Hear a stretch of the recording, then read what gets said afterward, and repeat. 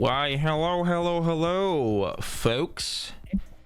Episode 2, we're consistent. It's official, guys. We made it to 2 weeks in a row. 2 weeks in a row. Oh, Champ is so proud of me. Yes, I am. I told you, consistency is key, dude. If you're not gonna do it consistently with Pocket, I ain't doing it. It ain't worth it, right? And I'm glad. I don't waste time. Feels good, man. Feels good. You know what's good? What's up, everybody? Happy Tuesday to those that are tuning in from all over the globe. It is your favorite co-hosts in the world. It's Zaf. I'm the co-host. No. You're the host. I'm the co-host. You're the star of the show. No, that's not true. No, that's not true. Don't listen to him. Don't listen to him. Yeah, I'm the co-host. Yeah, for sure. Chad, don't listen to him. He's trolling. I'm the co-host. Wait, Chad, why are you frozen on my screen? I have no idea. I'm frozen now. But I'm not frozen here, though. Oh, okay, you're good. Okay, I'm back. I'm back. I think it's just the website. Yeah. Okay. All right. Anyways, so my favorite unfrozen brother in our I got hit by the ice beam. Yeah, pretty much. Okay. I was like, phew. But we're back with another grand spectacle of good old podcast. A lot of people were feeling collab coming back, so thank you guys for the love on the YouTube and on the social medias, on the clips and stuff that I've been sharing. So I'm excited, yo. I'm super excited. As you guys can see, we have our topics of the day right over here in between us. Keep it nice and clean for you guys. Also helps with editing, because later on I can just put this nice little arrow there to show, like, you know, where I am in the video and whatnot. Let's kick it off, I guess. Champ, you ready? I'm ready. I'm ready. Ready? You ready to yes. I told you I want you to surprise me about your talking points, because I don't like to rehearse things. I like to be genuine. Okay, same thing as like when I want to, like, say when I played the 2XKO part, I never wanted to watch the videos like that.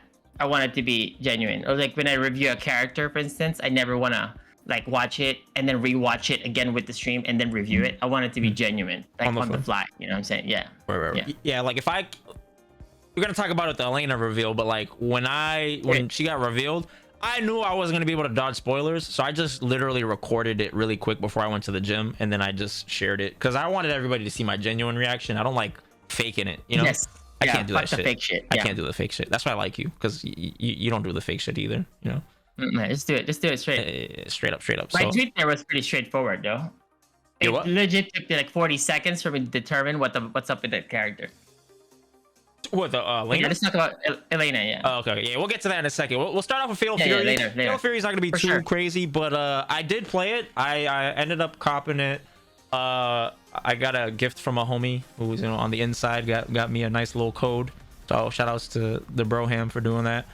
I'm digging the game, bro. It feels like Street Fighter 4 with like Street Fighter 6 elements. Yeah, it actually has good mechanics too. Yeah, you know what? It feels like they watched Capcom from a distance and were like, I don't like this. I like this. People hate this, and then they just kind of like made a game off of that. You know? I agree. Yes. They added some Burnout 2 mechanic. Yeah, it's really cool. Yeah, that's nice. It's pretty sick. It's like reverse Burnout. Yeah, you don't have to remake the wheel. You know, it's already there.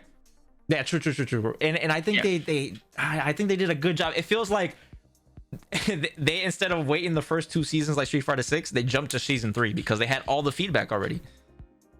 No, that's actually really cool. Yeah, really good take on that one. Like I think the King of Fighters franchise, and then obviously there's Fatal Fury. I never really played any Fatal Fury, but I don't know if it plays like King of Fighters, but so far it does look like it because of the short jumps and the running and all the other mechanics, right? But when I look at it, I was like, man, this game is technical. It's nice, you know? And a lot of like the players, like even the old school players who actually like that part about the game, you know? It has a lot of depth, right? You could tell the game, it has a lot of depth, you know? And I'm really happy and excited for the people who likes that game. Really. Yeah, I think it's gonna be awesome. It's it feels more challenging all around. It feels like I know there's like a modern mode with the controls, but that game feels anything but modern, bro. Like it feels like an old school. If I'm better than you, you will know I'm better than you at fighting games. Yeah, because it's a lot of knowledge. Yeah, for sure. You know, I was playing people, bro, that have like legacy SNK experience, and they were wiping me. Like I could survive just because of my own fundamental, but I could tell like there was a massive gap in my understanding of SNK games. And it felt really good. Like it sucked because obviously I'm competitive, but like it felt good knowing like I'm losing and it's tangible. I can go and it makes sense immediately why I lost. I can just go and improve at that thing. I see. I would try to stay away from fighting games because I get addicted very fast, and so I try to stay away as much as I can because like that's the one thing that gets me going if I lose. Like I'm really gonna like go bit competitive because that's even more challenging. The fact that if I play and then I lose, I'd be like, damn, there's so many things I can fix, and I know this motherfucker's not a better player than me anyway, so I'm gonna kill him.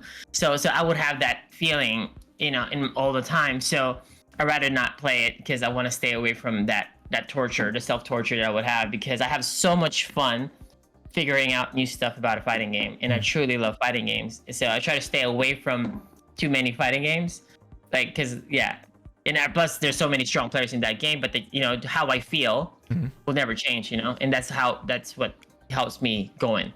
You know, that feeling that I'm gonna fucking kill this guy for sure, and then I'm gonna go crazy and not sleep, and then just practice and play and watch everything, you know. So I kind of want to stay away from that. That feeling is so good. That feeling's so good, bro. Especially like I was getting my ass whooped, bro, and then I went into training mode with one of my friends, and he showed me some stuff, and then I went and I played, and then I applied it immediately, and you could feel the player getting forced to go to the next layer. You know what I'm saying? Because they're like, oh shit, okay, and that feeling is like crack. I love that feeling, bro. I'm like, I'm forcing you to fucking evolve. You can't hit me with this corny ass shit again.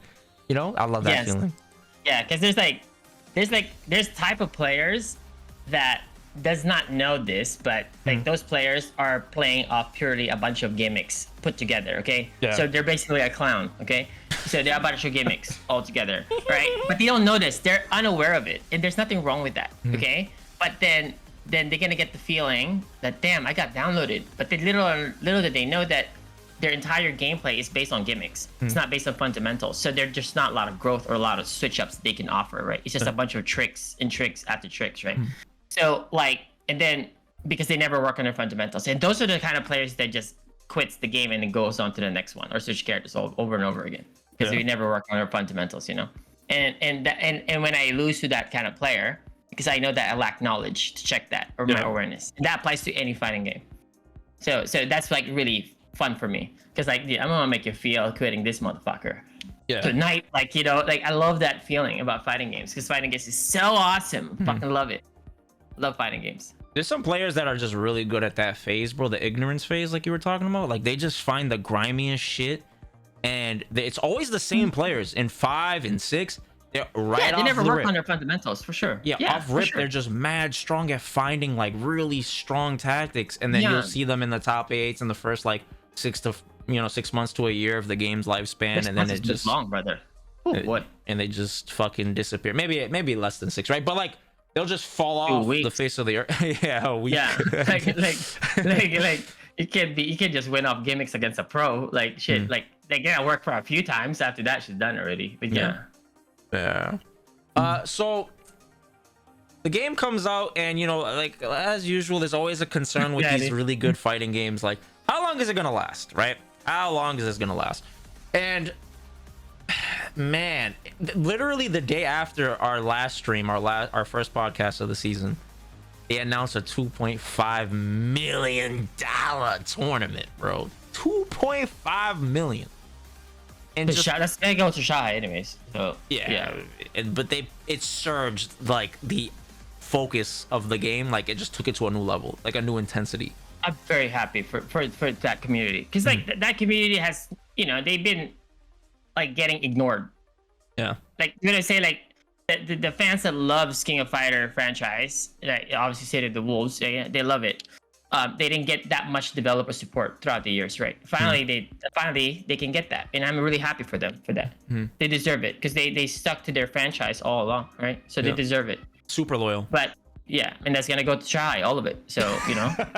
You think so? You don't think? Really? I don't know. There's a lot of killers in that scene, though, man. Brother, Xiaohai's been killing every killer you can think of. What are we talking about here? But For 2 decades. it just takes one tournament, bro. It's one tournament that he could lose. He could lose that one tournament. That's true. He can lose to one tournament, but he will be favored for sure. Oh, 100%. Like basically, like he's that person that's supposed to win that, basically, right? Like if he somehow loses that one, he might get second. Yeah, true. Right. Yeah, that makes sense. Like, come on, like, he gets second for sure. Yeah, for sure. I 100%, like that's the first person I thought of when I saw the money. I was like, oh, Xiaohai. Yeah, for sure. It was like no brainer. But yeah, I hope it does usher in some, like, not just like, you know, like a new competitive heights, but also get more eyes on the game, because you know that's a crazy storyline for somebody to win 1.5 million dollars first place. Strategically more money than Capcom Cup, by the way, if you didn't notice. Isn't that funny? It's 1.5 million first place. It's not one. That's pretty good. It's their first year. It's their first year, you know? They know what they're doing. Yeah. The question here is this, like, how many seasons are they going to be supported? That is a good question. I mean, it depends, man. How much, you know, who the owners are. So. No, I mean, it's never just, it depends there. It's like, it only depends, like, after the release, right? And then, like, before the release. But then after the release, then now they would know exactly what's the projected amount that they would make out of the game, right? How many copies they've sold in that period. And then once it slows down the graph, then now you can average it out throughout the, you know, every update, how much you're going to do. Then you're going to come up with that, how much money you can make that one. There will be an actual projection. And after that one, then now they can decide, okay, well, I guess we could cover the game for about 2-3 seasons, you know? And they know that already, right? Like I don't know how many seasons they're going to be supported, but I hope they get supported all the way through. Yeah, that would be nice. There's going to be another King of Fighters for sure. And what if the funding goes to that one, right? After 2 years, right? You know, that's okay. They can just transfer to that one. I feel like I think it's still bigger. I feel like this is going to lead up to a CVS 3 though, to be honest, because if I agree. You're 100% right? 100%. But when do you put it? That's like, the think question. about it. If Street Fighter 6 is so popular, and then the Zero was super popular, and now they're exchanging characters. Okay, so now that's the timeline of that. But then when do you have a CVS 3 that would not actually cannibalize those games, that they won't leave those games, that they have to play both, right? Like kind of crossover. Right. And also if they do exist, like I think it's cheaper if they have CVS 3, because if you have a CVS 3, they don't necessarily need to host an entire new Pro Tour. They can just mix the Pro Tour with the current Pro. Wow. It's cheaper, right? It's cheaper. So it makes more sense. But like, when do you do it like that, you know? Because you have to mix it so the players will play both, right? And then the players that will only main CVS 3 are the ones going to be successful long-term wise, right? At the start, it's still the players that are playing both. But after a while, some players that are only maining that one will be successful. And who would develop it? That would be the case. Would it be Capcom that develops it? Or? Capcom would develop it, because it will be Capcom versus SNK, right? It's kind of like that. If it's SNK versus Capcom, then SNK would have developed it, right? So. What if they merge though? Like, what if they not merge, but they collab? That's a possibility too, right? So it'd be called Capcom X SNK. No. Like, it could be like still CVS, but they get the resources from both. You know what I'm saying? And just like they do get resources from both, but who's there to develop it? That's what I'm saying. Who we say? Maybe they get like they get, you know, project leaders from SNK to come on board, you know, and contribute to the vision of the game. Well, to be honest, that's how it is in everything. Like, for instance, in Marvel, Capcom developed the game, but Marvel owns half the IP, right? Yeah. Okay. But Marvel has a take on, I want my character to look like this. I want my character to be like this. Okay. But they didn't necessarily develop, but they have a lot of like input on how much their character like would you know, the aesthetics of the character, how much it would like show to the screen, you know, kind of like that. And they also decide which character they would want to join the project. So if ever it is, that's a joint collab already, right? But still, it's still Capcom developed game, produced game, with some inputs of that. So like saying, like if you say CVS 3, it will be a Capcom developed game with but CVS, but yeah, it's kind of like all the CVS, right? Capcom developed it with SNK just giving them their inputs, right? Okay. And then SNK got the rights from Capcom, and they did their own SNK SVC, right? That was SVC. Yeah. Okay, then yes. So I think like if they were to drop it, maybe they drop it like in the later stages of Street Fighter 6. then that would be too long, right? Then that means if they drop it, if you drop it at the end of Street Fighter 6, that means you're accepting that there will not be a Street Fighter 7 for a long time. Usually, right after a 6 will be a 7. Right after a 4, there was a 5 immediately. Right, there was no in between. Right, when they had Third Strike before, CVS 2 was alongside with it. Right, okay, all close. When they had Cross Tekken before, they had it alongside with Street Fighter. Right, like so I'm saying like you can't do it to replace the main title, basically. But this actually the timeline is hard. It's hard because either way, it's going to at some point conflict with a Street Fighter title because it's either going to be towards the end or the start of a new one. And I don't think they're going to do the start of a new one. 7. The Street Fighter 6 is going to be what 8 years? Is that 10 years? Is that it's going to be a live service 8 years, 10 years game? So we're going to have Street Fighter 6 for 6+ years more. Right, like so it's great. That's good. And that's always been my wish, that I wish a fighting game doesn't get replaced. It just keeps getting updated because I wanted to see the highest level of everything at the end of it. It's kind of like you get to watch a StarCraft at the highest level because the game is out for 20+ years, right? Right. But fighting gamers, we have to constantly change games and then forget the 50% of our legacy skill goes out the window, and now you have to learn a new game. Like you say, sure, this is fine, but I'm saying like compared to other esports title, like they get to just keep playing the same thing, right? And then you get to see the progression. Yeah, I was just seeing on Twitter, like right before we booted up, I saw a tweet from Sanford talking about how he thinks that the meta right now for Marvel is like the craziest, from MVC2 specifically, is the craziest it's ever been because players are more optimal now. They're coming up with new I watched tech that one. I watched that. And I was like, wow, that's so sick. I mean, that game came out in what, 99 or 2000 or something like that? No. He was right. It was more optimal, but he said also, you can watch it in Justin Wong's video. He interviewed Sanford Kelly, which is a legend. And he said that the players now are more optimal, but less skilled. That's actually funny. Yeah. So you could it kind of makes sense though, because like they're more optimal when they hit you, but the overall decision making might be flawed from his perspective. I'm not sure, like he's a Marvel 2 legend, I don't know what he's looking at, right, for sure, and I respect his perspective about those things. Speaking of perspective, I know whose perspective I respect and admire. It's yours, and I want to understand. I want to know. I want you to convey your initial thoughts regarding Elena.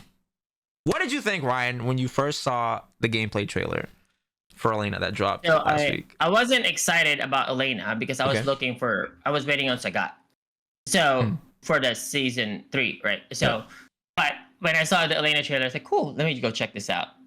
It took me a minute, and then I realized she's top tier for sure. Damn. Because I haven't been wrong with my predictions with characters, by the way. Like legit from the start. Like, I mean, people who watch my stream, they know what's up. But with Elena, maybe this will be the first character that I'll be wrong at. But like I'm saying, like, but her walk speed is insane. She has an overhead that combos into things to knock down. She has a side switch. She has corner carry. Okay, just look at that part. Then she has pokes, far pokes, and she has fast drive rush. Okay, she has an ODTP. She has a reversal. Yep. So let's just look at from those few tools that she has. Okay, imagine you're trying to play footsies with Chun-Li or Cammy, and they're not jumping, just playing footsies. You know how difficult it is if you're not a pixie character, you play a shooter, right? And like you're playing those, it's very difficult, right? Because it seems like every time you press something, you're in like you're about to whiff, right? So instead, you're gonna end up just throwing out buttons instead, preemptively, or something's gonna throw fireballs, which is the range you're not gonna win. So imagine trying to do that against Elena's walk speed. It's insane, right? But so now you're playing you're crouching a lot against Cammys and Chun-Li's once they walk into a certain range, because they might do 2 MK DRC, right? So now imagine you're fighting Elena. Now you have to deal with a far overhead poke. You see how the stress part there is. I want you to imagine that. You're playing footsies against... I don't want to imagine that. Yeah, she's going to poke you with an overhead. She's going to poke you with a low. So what are you going to do? Parry, hold, randomly neutral? What are you doing? Like so now the player on the other side defending against it is either you're going to stick out a preemptive button so you don't have to deal with the low or the high. But what if she doesn't press a button and just whiff punish you? Do you understand what you said this, right? And what you do imagine that, Zaf. So what do you do there? Cry. Yo, no, there's answers to it. I already imagine what you can do. But like I'm saying, like, okay, just that alone. I'm not even adding the Oki after it, right? All the other stuff. And not to mention, her level 2 has an option to heal. That part. Okay. No, we'll talk about that in a second. We'll get to that in a second. But, Yes. But that's my initial impression about this character is that it's impossible for her not to be top tier, but she wouldn't be easy to play. Because you have to have a very good footsie game in that range anyways. And that's really hard to acquire. Like, in the case, like, most people don't have that, you know, unless you're a pro, right? If you're pro, you will have it. But like I'm saying, so you need to have like strong ground game to kind of like utilize that cheap shit. Because that's some cheap shit. Right. Yeah, that's some cheap shit. Like very cheap stuff to do in like close proximity footsies. That is so overwhelming to deal with. That's what made her scary in 4. A lot more. She was scary in 4 because of that. She was so overwhelming because like that exact range that you were talking about. Yeah, so annoying to deal with that range. Like let's say somebody not like doesn't have that ground game would not be able to make you feel that way. But they can play like a clown though. They can like doing slides, fucking, you know, overhead. A bunch of fucking the overheads, yeah, a bunch of tricks, right? Dude, it's just fine. They can play like Cirque du Soleil. That's all good. But I'm talking like the actual stressful part. Like the one that's gonna bring stress out of you, right? That kind of shit at the highest level, that's just annoying for sure. Like that was so annoying to deal with. Oh my god, it's so annoying. Especially if it's a dynamic player. Yes, where it's just like, so cooked. You don't know which part of the which room are you in right now mentally? Are you in the I'm gonna high-low mix you from far, or are you gonna threaten drive? Because you said she has a good drive rush, right? I didn't really notice that part. Fast. But like, imagine it's like, oh my god, like if she has a really good drive rush on top of this, and then if she has a really funky jump like in 4, you have to now mental stack the far jumps. Imagine that? That's why the slide comes into play. Because if you're looking for the far jumps in that range, and then you fucking do the fucking slide, right? That's why it clips you, right? Because naturally, if you stand up in that range, you wanna alleviate stress out of your mental stack by standing and then walking back, so it gives you more time to react. That's what it is. That's why people do that, you know. But like, I think subconsciously, but like in that range, that's gonna be so difficult to deal with that one. Right. Like, let's not even forget, like she has sways, brother, and she has low crushing fucking normals. You want to poke 2MK that's gonna whiff a bit, but she's just smashing different buttons. Bah, bah, like constantly, bro. Like this is gonna be so good to play that one. And her punish counter, was it the forward heavy kick, the one where she like spins and kicks? If that could be fucking anything. If I don't know, did they show if it staggers? Like how? I don't remember what it was. Let's say it doesn't stagger. She's definitely gonna get a combo off it because she's, I mean, it's Elena. Plus range punish counter. Yeah, right. Right, like so it don't matter. Plus the driver's jab that she's gonna have, brother. Come on, driver's jab shimmy. Imagine this: you just do drive rush. Let's say you do a plus frames of anything. You do light, and then you walk back because your walk speed is super insane, like mine. You walk back, and then you don't need to react if they grab. You just do walk back and then shimmy. And they do overhead as their quote-unquote shimmy. Because if they don't expect to grab, they're just crouching there anyways. You're going to hit them at low. I mean, the overhead, right? If they tech to grab, it would be a punish counter overhead. Then you combo your light into the fucking DP, into the setup, repeat. Just think about that. That's like so annoying to deal with. Yeah, that sounds fucking terrible. You know, when I was watching her, I was like, yo, I hope to God her 4 frames, not her crouching light kick. I don't think that's gonna be the case though. It could be because Chun-Li has one. Oh, that's actually true. But then Chun-Li can cancel 2LK, right? Into specials. Yeah. Too. So that's why I was like, yo, because remember how obnoxious that button was in 4? Fuck yeah, dude. That's just crazy. Oh my god, if she has something like that, I feel like they're gonna give her something crazy like that. Oh, they said that 2MK is not cancelable to drive rush. I don't think you need that. I don't think you need 2MK DRC though. For her to be elite, I don't think so. Depends, especially. I don't think so. Especially if the like when we talk about the system changes, I think that's gonna you know. I feel like she's gonna define the meta in some way though, and it doesn't have to necessarily be because she partakes in it, but she could just You're gonna create. stand a lot versus her. She could create Right. some new aspect of it where we're like, For what sure. the fuck is this? You know? It's basically like this. The meta that she's gonna set is that you're supposed to stand up a lot against her because she doesn't have 2 MK DRC, right? Mm-hmm. Okay. So, but then her walk speed is insane. Mm-hmm.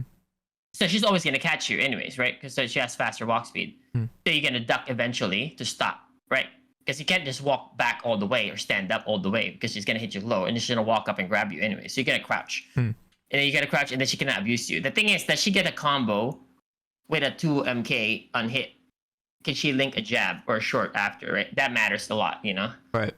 Right. It also is her crouching light kick. Is crouching light kick chainable to jabs, right? Okay. So boom, boom, and then DRC. That's okay though, because that costs a lot of like meter. But like it all comes down to how good she would be. Aside, like obviously right now I think it's top tier, but how good is her damage overall? Right. Because at the end of the day, she's gonna get opportunities, but how much damage do you get out of those? What's the reward from those opportunities? Right. It all comes down to that one. Yeah. At the end of the day, damage is what matters there.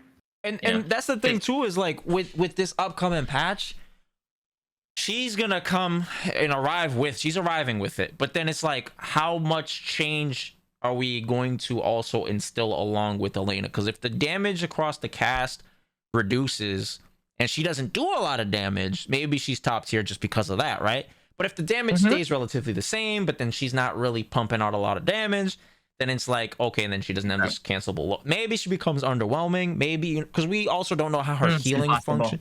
You never know. You never know. You know? She can't be whack. She cannot be whack. I don't think so. I don't think she can be whack. But the only reason I can see it is because they're releasing her in the middle of the season.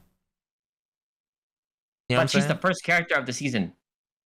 Right. So maybe they're like trying to be cautious, like, you know, like just in case. But they haven't been cautious, bro. They fucking released Bison and Akuma, bro. But this is the first time they've done this, though. To start a season, like, across any Street Fighter. Right? So, I don't know. I don't know what to expect with this company. Honestly, I have no idea. I mean, they're doing good. They're doing really good, though. I just can't imagine that Elena will be trash, ever. Like, I just can't. Because, like, but I do know she's not going to be easier to play compared to other characters who just 2 MK DRCs. Like, so she's really easy. She's not going to be as easy as those characters. Right?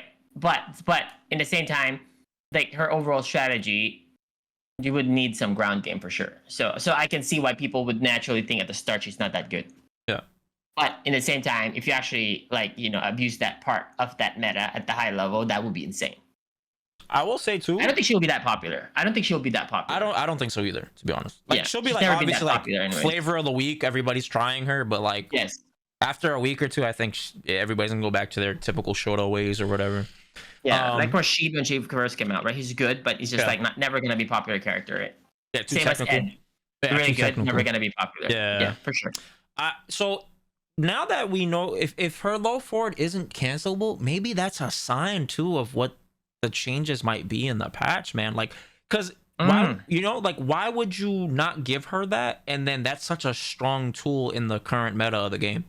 So maybe they do nerf low forward drive rush or something about it. What if she has 2 MP and then cancelable? But then her 2 MP looks like a kick anyways, right? Yeah, but it's not. It doesn't hit low. That's true. But then, like, okay, do you know how many characters in this game that has a 2 MK that's not cancelable? That's like really good. I mean, Kimberly's is technically really good. Aki's is Aki's is good actually. Yeah, but hers is not cancelable. JP's is really good. Giles is really good. Right. Yes. Zangief don't count though, but yeah. Zangief's his is like a sweep, right? Isn't his like a? Is that what I'm thinking of? Which one, Zangief? No, it's just like a far 2 MK. Like really good poke though. But it looks really like his sweep. That's the thing that throws me off because they look so similar. Yeah. Yeah, I think is that it. Hi, Brandon. Aki. DJ. Yeah, Zangief. DJ, Manon. Who else? Yeah, well, I wouldn't really count Lily to be cancelable because that 2 MK looks like a 2LK. so that don't count because she's only gonna press Fierce anyways. That was bars. Well, yeah, for sure. That's funny. Yeah. So now that we're talking about these like little, you know, predictions, whatever. So what are some changes that you would like to see regarding the Street Fighter 6 system? Yeah, I don't want them to. Okay, what I want them to do is like I don't want them to go crazy with the changes. I really don't want them to do that. I want the game to be like less volatile, sure, but at the same time, I kind of want to have like some sort of volatility still, just because like it's already gonna be harder for the newer players to compete with the pros already, anyways. But then at the same time, I know obviously I'm pro, like, but in the same time, like you kind of don't want it to be super clean the whole way. So you want to give them opportunities that the new players would not have that legacy fundamentals default anyways. So you want them to have a chance, but not as crazy, you know? Yeah, but like I say, okay, let's say you nerf drive rush. Okay, so how do you nerf it? You just make it like punish counter and punish counter state unchecked. That's already enough. If you do that, that's it. Don't change anything anymore. I think so. I think you shouldn't go two-hand on that one, because that will be such an insane change already. Because if you have punish counter state, then you know punish counter, they lose meter. They already spent meter. Right. And then you cancel that to DI because it's a punish counter, hit medium, check into DI. Then they lost 3 bars already. 3 bars. So, but yeah, I like that though, that's a big change already. But I would love that because that is the equivalent of you blocking DRC. That's good. I would love that change. That would be really, really good. That would be so sick. That's crazy. That would be so sick, man. And the thing too is like, what I love about it is it's not, oh, I have legacy skills, it's automatic. No, you still have to be like paying attention, you know? And I think that like revolving focus, that's where the newer player can win, right? That's their like opportunity, is taking advantage of those cycles of a player's focus regardless of legacy skills, because you still have to execute on punishing the drive rush. So I would like that. No, for sure. Yeah, that's good. It's good. Like, you know what's so crazy? Brandon said carry over remaining drive bar from round to round. I'm like, okay, well, what if you kill by burning out though? Like you start off the next round burn out, Brandon. Like, how the fuck do you do that? Then you're fucked already. Round 1 start, fucking round 2 start. The guy drive rushes at you, fucking hits you. Come on. Yeah. Around burnout. That's crazy. Yeah, because even if it's like, oh, it only carries over if you're not in burnout, that would still be rough, because what if you end the round and you're at 1 bar, bro? Like the other person just drive rushes at you, and like the best way would be like if you start off the game with 4 drive gauges, not 6. That would be good. Because if you start with 4, the guy commits there's 2 MK DRC, and then like, okay, cool, and it doesn't hit you, then now he's 1 bar, right? Kind of like that. So that's a really good one, not 6, you know. Even if you hit, that shit would still be scary because you're at 1 bar and you can't drive rush for pressure. Which one? If you have 4 bars, let's say you hit me, you drive rush DRC, you spend 3 bars, you get a little bit because you hit me, so you're at like 1 and some change. But I back roll. How are you gonna follow up pressure? I know, that's what I'm saying. That's like 4 is good. But like you don't want to change it too crazy though, to the point like, because Street Fighter 6 is super popular, but like at the same time, like you kind of don't want to change it too much in that regard. Like that people should still feel like they have a chance, you know? Yeah, for like sure. It's a pro, even though the chance is really slim, but like you still don't want to end that, you know? Because like they still need time to kind of work on their fundamentals, the newer players. Yeah, well, that's fine. So, but like Go ahead.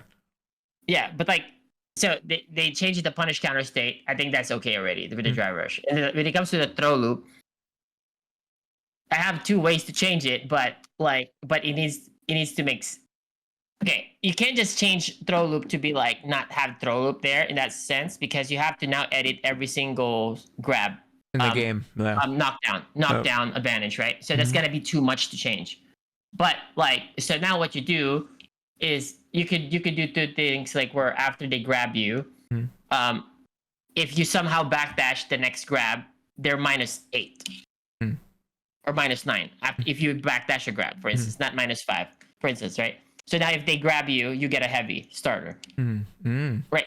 But they still have a throw loop for sure. But then the risk is really higher. In that sense, you know? And sure, there will be some grab setups that's so meaty that you can't get you're not gonna be +8. You're only gonna be +6, whatever. That's okay. Yeah. But you still get a medium starter, right? You know? So like if you do it that way, that's gonna reduce the amount of reward that the throw looper gets. Because now the risk is a lot higher. You're basically risking 12% and you can lose fucking 30 plus. Right.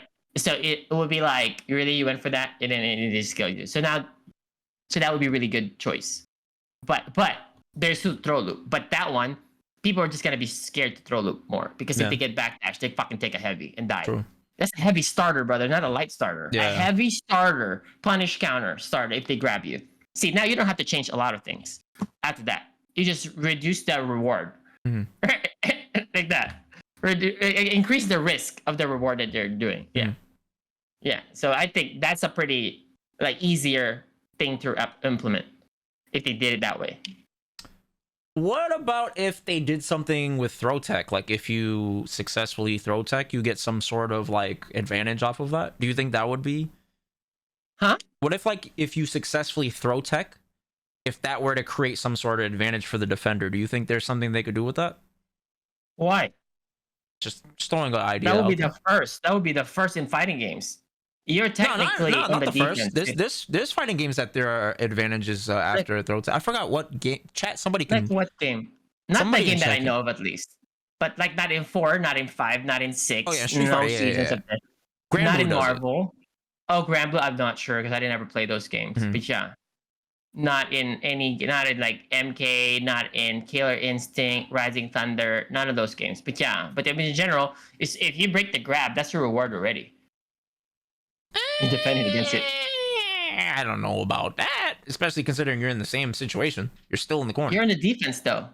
Yeah, you're still. But I'm saying in a game where the throw loop, because of the throw loop, if throw loop wasn't a thing, then be like, yeah, sure, right. But because of throw loop, if you tech it, okay, cool. I could drive rush back in, DRC right back in with. But no, you cannot drive rush back in. If you drive rush back in, you gotta get checked there, dude. That's the most common choice after the toe threat is drive rush or jump, right? But I'm saying it's an option though. It is still a legitimate option. You know what I'm saying? It is an option, yes, for sure. So imagine you're especially a cami dive kick. Okay, yeah, you're so focused on the, you know what I'm saying? So it's another thing I hear about is changing the invo frames on wake up to a third strike where you can't get thrown meaty.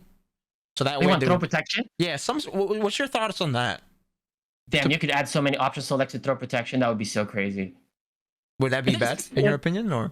No, I did think that's too much things to change compared to just reducing for instance, just increasing the risk of the throw. Yeah. Okay, which one do you think is more realistic for Capcom to do?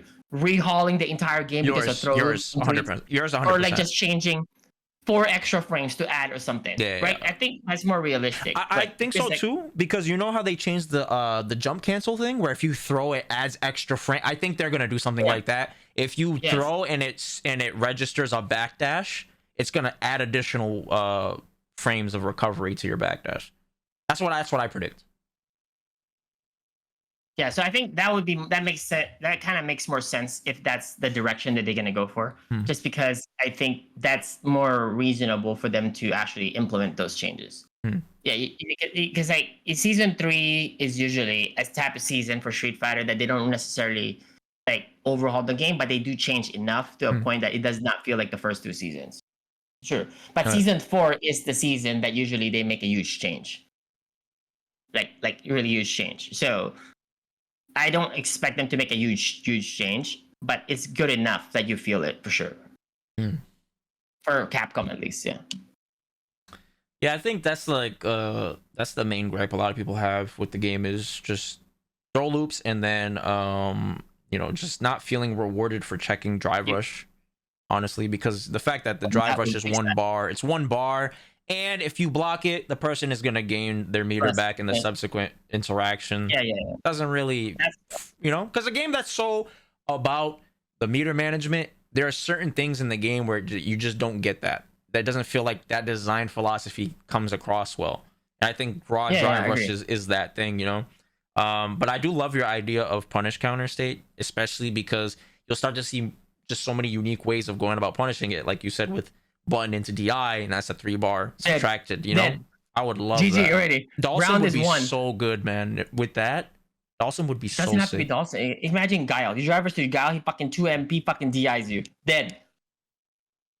You drive versus JP, 2 MP DI, bro. GG. Oh yeah, like, imagine, bro. Bro, dead. You can't do like that's what I'm saying, but that punishes the drive rusher. You know?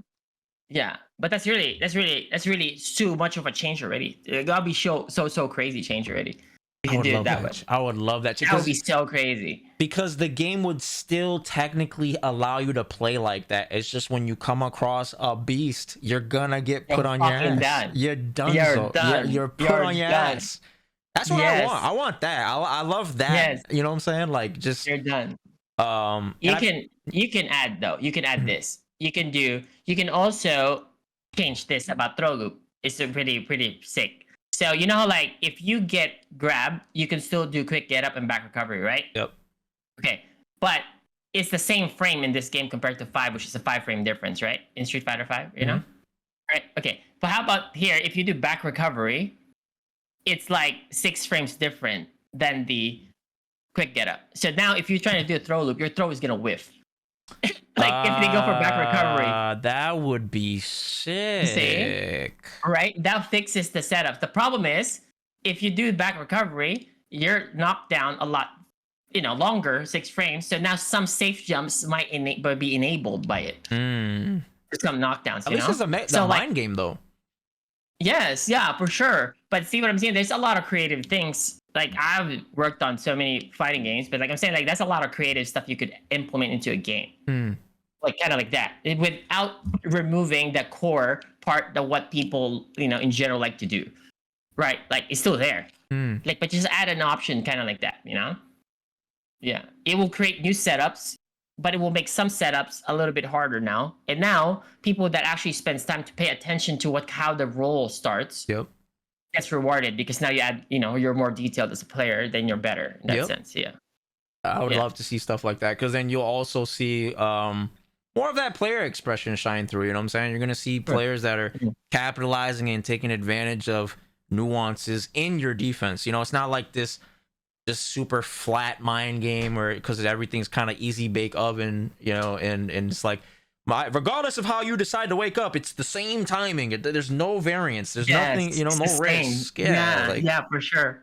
And then I'll open up so many sick mind games with like even wake up parry, and it's just I love. That's what I love about fighting games is that aspect. Yeah, that's gonna be so crazy. Imagine that you do wake up jab, back roll, wake up jab, back roll, mash, back grab, and the guy grabbed you or something, and then you fucking toss the rats to the corner and shit. That would be crazy. Yeah, that would be so sick.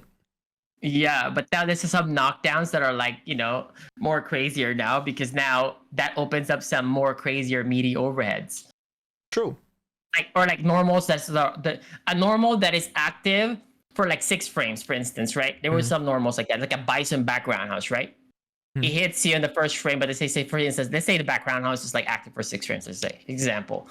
Then now even if you back recovery, it hits you at the absolute latest timing, but then if you mash, it hits you early. Kind of like that, on the quick get up. So see what I mean? So now you're gonna need to come up with like new ways to meaty, but then now that gets that loses to perfect parries, right?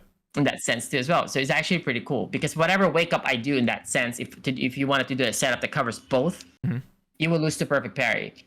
A wake up on both sides, right? So I think that creates another layer on top of the like numerous web of choices that you could make in a fighting game. So I think it's awesome to do it that way. And then imagine they stack that with the risk of the throw loop, like you said, because then that would be this game would look crazy. So different, so fast, man. And those are easy changes. That's easy changes. Back recovery, 6 + 6 more frames. For instance, right? Okay, cool. Boom. And then and you should be able to react to it. But if you're cornered, it's harder to react to it. Because compared to mid-screen, when you want to drive rush after a knockdown, you get to see the motherfucker actually like squirming in the ground. You get to see it, right? But mid-corner, like you have limited like situations, So yeah, you could react to it, but you're never gonna be perfect every time as well. is there any changes to parry you'd like to see, or do you think parry is fine the way it is? I think it's fine the way it is. Parry is okay now. Yes, parry is okay now. I maybe like the parry. If you get the perfect parry, you shouldn't get the same scaling from your supers. You know how like supers is maximum scaling of like 50. Yeah. Yeah, 50, 40, 30, right? For different levels. So I think if it's a perfect parry, it should be different. So that's all. But I think everything else is fine. Yeah, you know, because it doesn't make sense that they still get the same. Like imagine if you do a level 3, right? If you do level 3, you did still take the 50. But like, I do think like maybe 30, 20, 10 makes sense for a perfect parry. Right. I think that's reasonable, but you know, who knows? Yeah, that makes sense. And that would contribute to the overall damage reduction. For me personally, if they don't change drive rush, I would want them to remove parry hold into drive rush. I honestly don't like that. I feel like how do you do that? That I don't know. But my beef with it personally is just as a zoner, especially when it's like zoning is just, in my opinion, not as strong as it was, especially because there's no chip. It's never been strong. It's never been a zoning game for sure. Yeah, you know, because there's no chip, and then you can just parry. That's kind of crazy. A game with parry and there's no chip is insane. That doesn't make sense to me. So I feel like if you were to remove at least like the parry hold drive rush for the like the tactics where you bait the parry, you get rewarded. Like it's not a crazy reward because it's not like you can, you know, always drive rush and you know, but you at least get them under the drive gauge penalty, and they've invested a bar or half a bar or whatever. How do you you cannot change that because that's part of like your parrying and then you drive rush out of it, right? Like how do you do that? Like unless you increase the penalty of how much you hold it, it depletes more gauge. Yeah, maybe something like that. But something like, to create, really nerf it. Something to create like a pressure, like, oh, I can't just mindlessly do this, you know? Because that's what I would like, is like some sort of aspect like that. Yes. You know? That I'm not sure. rarely comes into play. Like, but because like, you know how like the highest level, the offense gets simpler. It's simple. It's simple offense at that point. Like a jab shorts, walk up, walk back, shimmy, swift punishes. That's it, right? Not a lot of like crazier setups. You know, at that point, at the highest level, it's like everything's max. So like the wake up drive rush OS is less and less prevalent at the highest level because it's like the battle is really up close most of the time, right? Like, you know, it's really up close and personal. But so it's it rarely comes into place to the point that I doubt that Capcom has paid attention to that part of the game for them to touch that. Like also we cannot change everything. Like but let's say like if you can change like a couple of things in the season, that's already significant. Punish counter, drive rushes. And then like your backdash, punish on the throws. That's like that alone changed the meta entirely. Like just those two changes, it just changes the meta entirely. I would want that. I would prefer those, but I'm just saying if they don't change drive rush, then I think they got to do something about parry hold drive rush because I just don't. It just doesn't feel like it's like punish counter. Punish counter state drive rush. That punishes the OS already. Yeah, that's what I would want because then it's like easy already. Yeah, you're holding it. Oh, even better. You're wasting more meter, right? And then you're gonna get punish countered into a DI. And then you have the drive penalty because it doesn't regenerate for 5 seconds, right? Yeah, you're fucked. And you're fucked. That's what I'd like. Like, you know, and I think that would make like the zoning game more enjoyable again. You can add chip damage in this game. If you add chip damage in this game and you just say you didn't parry, right? How are you gonna be JP or Guile? Get better. At least Dawson doesn't get to throw a lot of fireballs, but like let's say or Guile or Akuma. Are we serious here? Get better. You can't do that. Get better. That's crazy. Take off the training wheels. You can't do that. Bro, if you can't parry, listen, if you can't parry a fireball that's traveling to you, you don't even have to perfect parry it. You just hold it. I see fireball, I could go, and then it hits me and I get my bar back. Right? That's not true. How many times we've seen at the highest level, they didn't get the parry in that spot? Just because because the other person is changing constantly their fireball timing. They're trying to perfect parry it. That's why. Yes. That's what I'm saying. Yeah. But so you're supposed to get punished for that? But I'm saying is if there's chip, right? If there was fireball chip, you have parry. You don't have to jump. I could be full screen. As soon as you see a fireball, yo, you could just parry it. There's nothing there. There's what is he gonna get? He's gonna get a fucking shrimp dick of meter. Like, how many people are not throwing fireballs full screen like that in this game? It's always up close fireballs. The one that just pokes you. Yeah, why is that? Why is that? It's because that's really the way to play the game. It's because parry exists. Parry just neutralizes the fireball beyond that point. That's why. Yeah, there's no need to throw fireballs there because there's no chip, right? Like, exactly. That makes sense. That's what I'm saying. But if they were to bring that back, it's like, all right, guess you what? Do that. Like, you don't. Why do you have parry? You can parry the fire, bro. My grandmother could parry a fireball.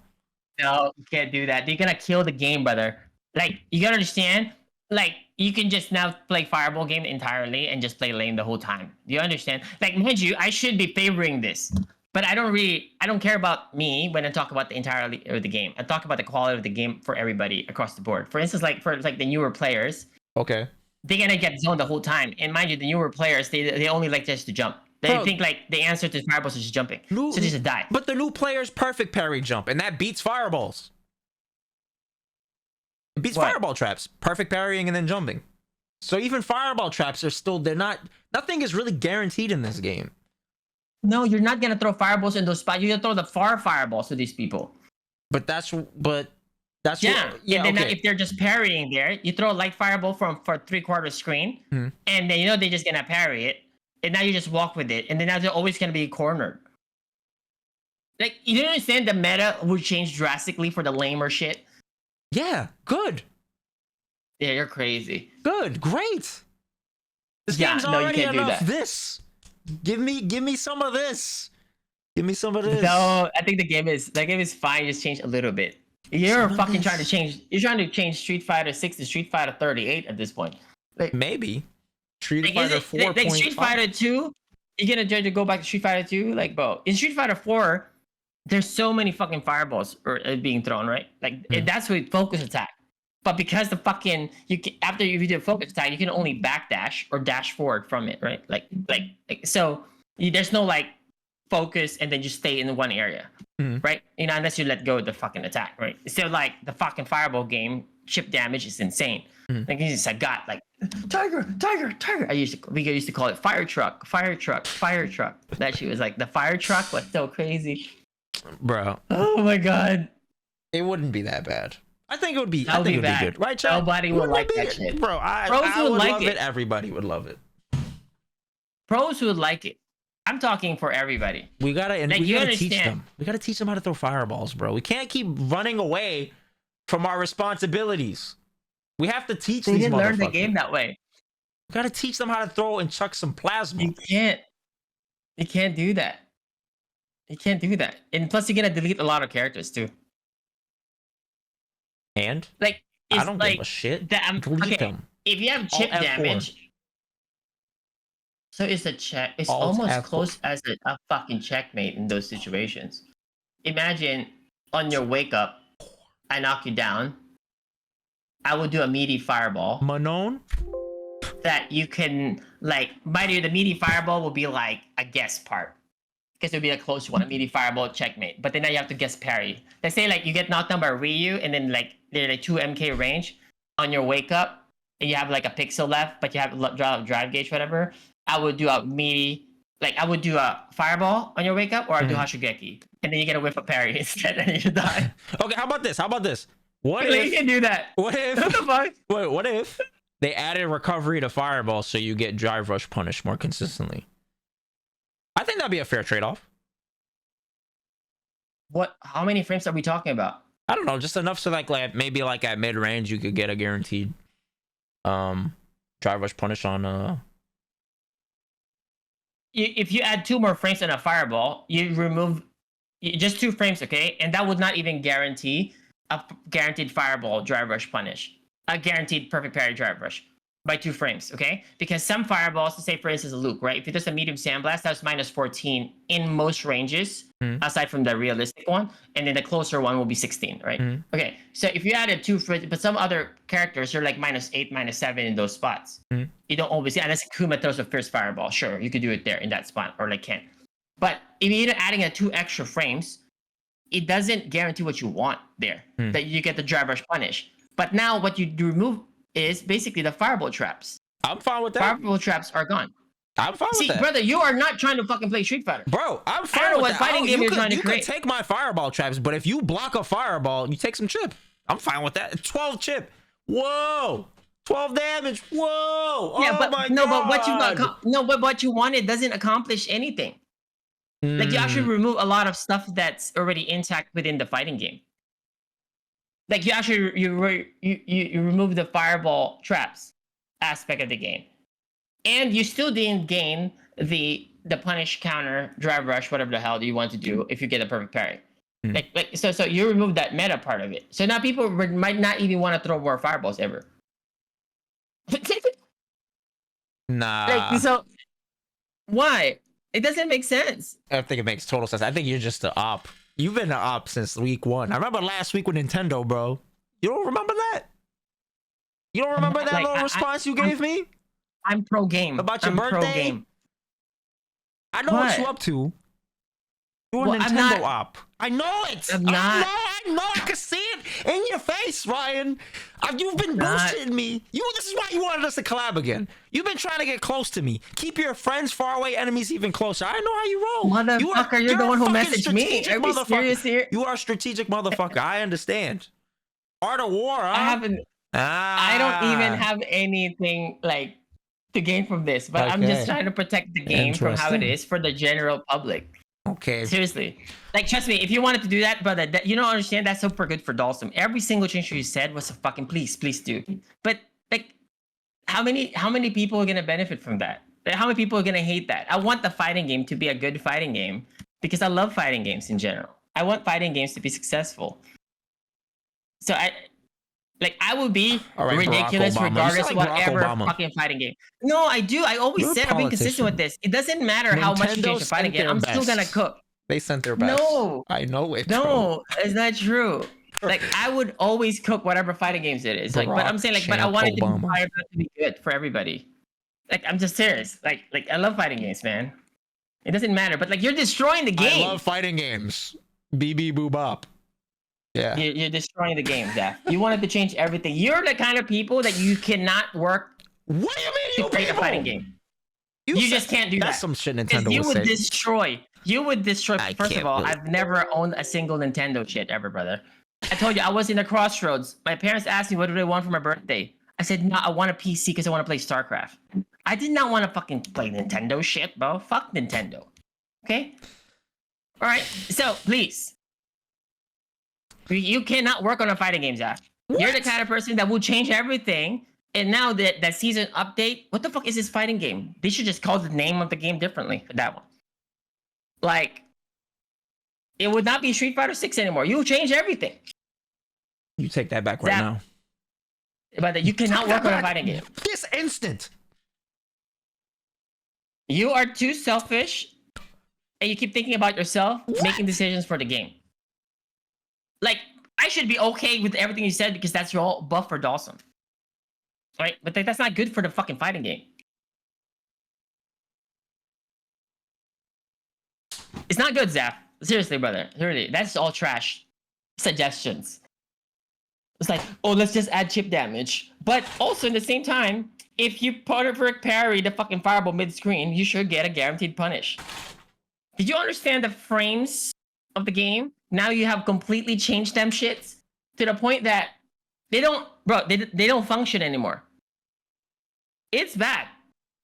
I can't believe you said that. At least when you come up with some suggestions, it needs to make sense mathematically. You're giving me fucking changes that doesn't make sense. What? Imagine somebody throws a fireball mid-screen, and it's like in the perfect parry punish range. You want to increase it, that you reduce the amount of frames that it gives advantage, whatever the hell. So now you can get a guaranteed perfect punish counter. Well, I feel like I'm getting scolded by my mom. No, but everything you said was wrong. What the fuck? And I have to tell you that because that doesn't make sense. That's like saying, like, brother, if I jump off the bridge, I promise you, brother, I will fly. That's the equivalent of what you just said. That doesn't make sense in what you just suggested. How do you do that? This is supposed to be Right? How do you do that? How do you Not a actually fucking- do that? Not a fucking me going No, down to no, the principal's office. No, we're just discussing, your different takes on things. It's okay. We can agree to disagree about this. I definitely do not agree with what you said because that would just destroy the entire game entirely. What the fuck? This language is so barbaric. Why are you so violent? I'm not violent. I'm having a normal conversation. You're beating the shit out of me right now with a fucking verbal club. You're like I have this conversation so many times with different pros all the time, but then they kind of come up with some other shit. Like they're like, okay, I want like if Zangief does an SPD, I want to be able to punish it like easier. I said, wait, you need more than 50 frames to punish something? Like I get that all the time. But I was like, what's actually funny. What do you want? Like I get that. I was like, because I feel like if I jump back at that point, I can't really drive rush punish it. But you can do jump back after it and then press 5 HK, brother, and you can punish the motherfucker and punish counter. Okay. Oh, I was talking to Ken players during that time, so I can understand that. But what I'm saying is like I get many different suggestions, Yeah. Okay, you That's got just crazy. You got fine. Okay, fine. We'll go to a more civil discussion, guys. Okay. All right, I've been scolded. I will not work on a fighting game. You're not being scolded. We're just having a conversation. I won't work on a fighting game. All right. I'm sorry, Nintendo. You won, Nintendo. Fuck. Okay. You cannot call me Nintendo because I don't like Nintendo.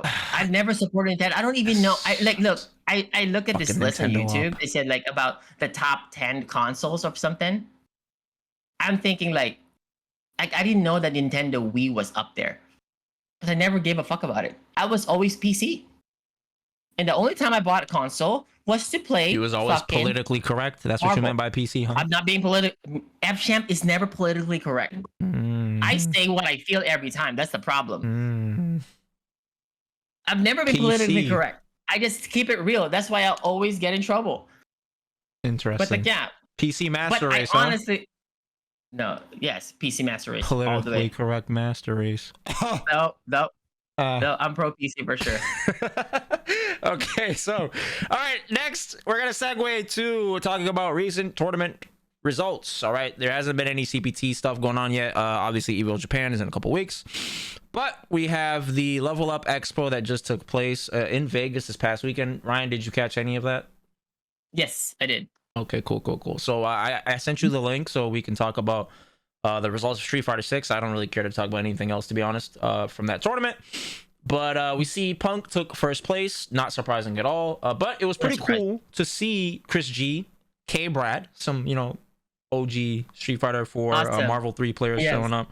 So that was pretty dope to see them in the mix, getting top 8. What were your thoughts about the bracket results, any key matchups, things like that? Oh, I think the tournament was hype actually. I was gonna stream it, but then it was a little bit too early for me. Even the same time zone, I did not expect. I thought it was gonna be like nighttime, whatever. Kind of like I'm used to like covering a tournament. So I was like, oh my god, it's too late already. People have seen it already, But I'm glad to see but it's still the same players that over there, right? But I wasn't surprised that it was Punk versus Idom in the grand finals because they were the two best players that showed up, right? So it shows consistency. I honestly thought Chris G was gonna be cooking that tournament. I thought he was gonna get higher than 5th. Because Chris G is super good at Street Fighter, and his mind is insane. So I was so surprised that he didn't get. I mean, obviously 5th place is amazing, and for Chris. But I'm saying I thought Chris G was at least gonna be top 3 for sure. That's the only take that I have with that because I always root for Chris. Yeah, I was watching his matches, and the thing that stood out to me when I was watching him play Idom, I felt like he was playing way too passive to set up the EX fan. I thought he had way too much reliance on that. And I think that's the reason why he ended up losing that set against Idom, because Idom was willing to just walk you down. Like, he would just literally, he walked like a full stage worth. Oh, no, for sure. And Chris just kept walk you down. Yeah, Chris just kept backing up, waiting for something that just never came. And then, it became this, awkward, all right, he's in the corner. And then, Chris is going to want to take a gamble to get out. And he would just run into, Idom's buttons, or he would jump and get anti-aired. And I think that was kind of it felt like a gap in his understanding of the game. I'm not saying Chris doesn't know how to play the game, but I'm just saying in a sense of where Idom and Punk and all these players excel is in the close quarters. And I felt like that's what Chris was kind of lacking compared to them. That's my perspective. I don't think he lacks that. I think that the strategy that he just picked at that time, at that set, was just incorrect, because he thought a grappler was gonna be a little bit more risk heavy kind of player. You know, that opening strategy, but he didn't. But Idom never took a risk. He just walked him down. Right? I'm not saying he's not capable of doing that, by the way. I'm just saying strategically, I felt like he was lacking that. Yeah, it was the wrong strategy. He didn't have it was the wrong part, strategy. You know. Executed. Yeah, but he definitely has that for sure.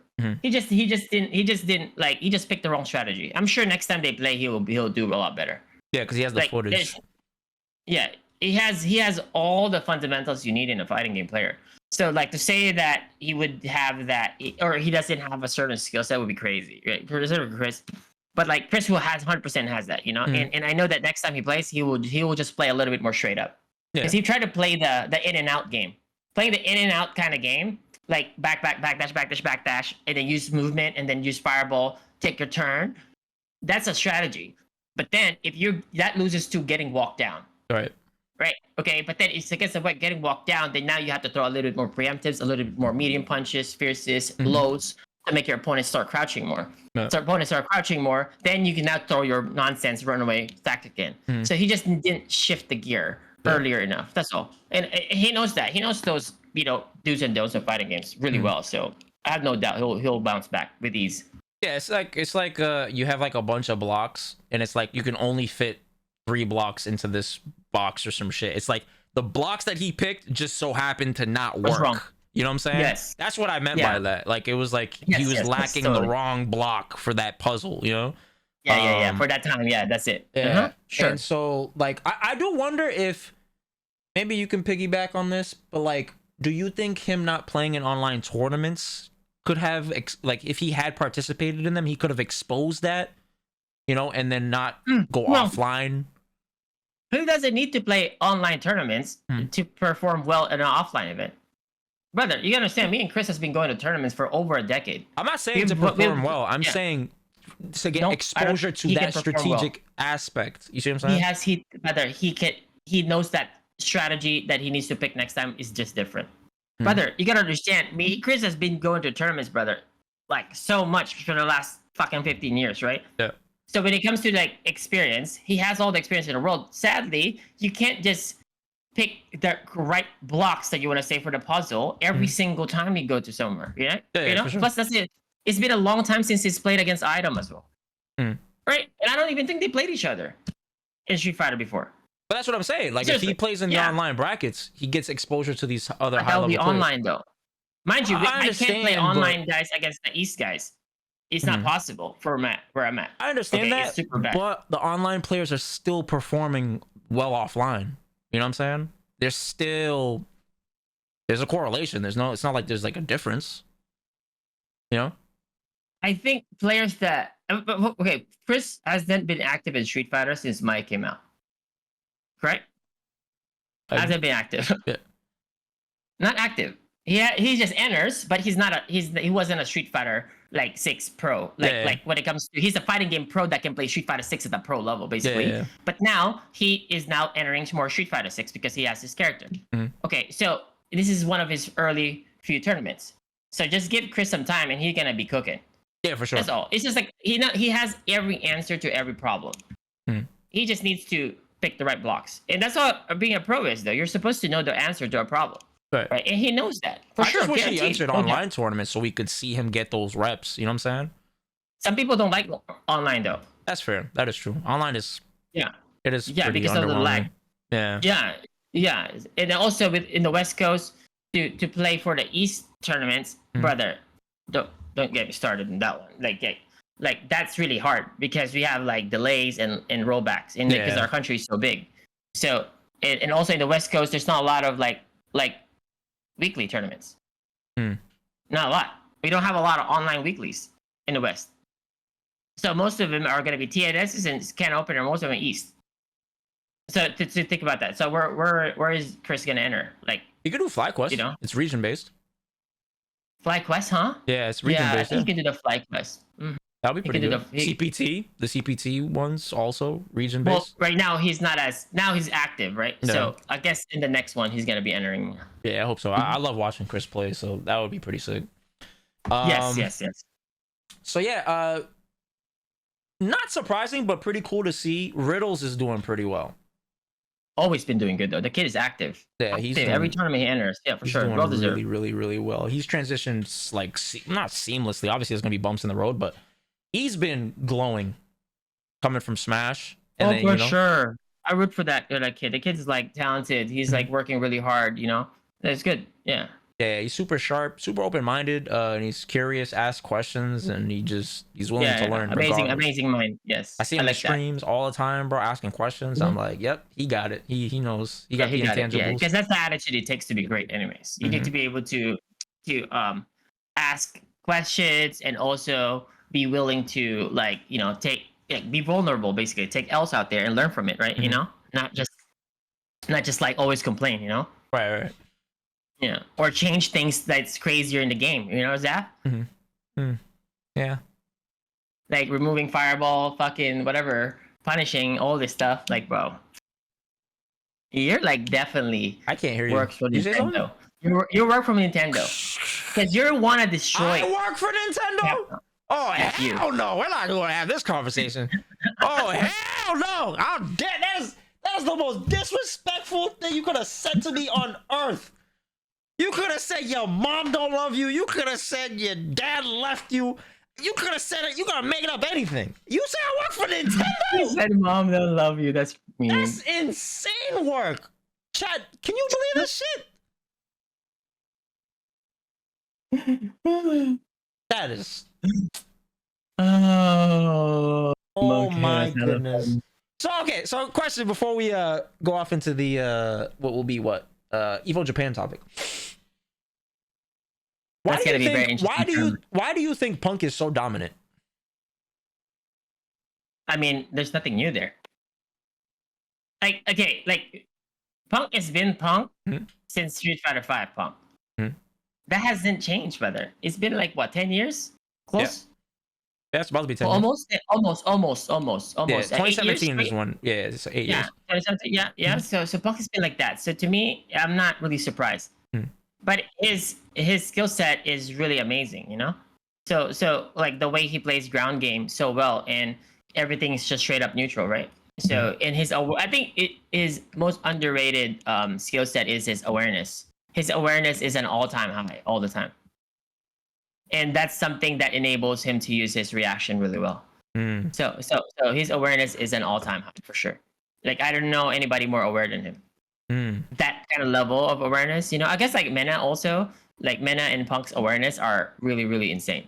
Awareness to what? Is it to like meter? Is it to game situations, player tendencies, like player tendencies, players' actions, meter, everything. Like they say, you did a string, they understand that, how they get hit, they understand that every little tidbit of it. Yes. So their awareness is maxed.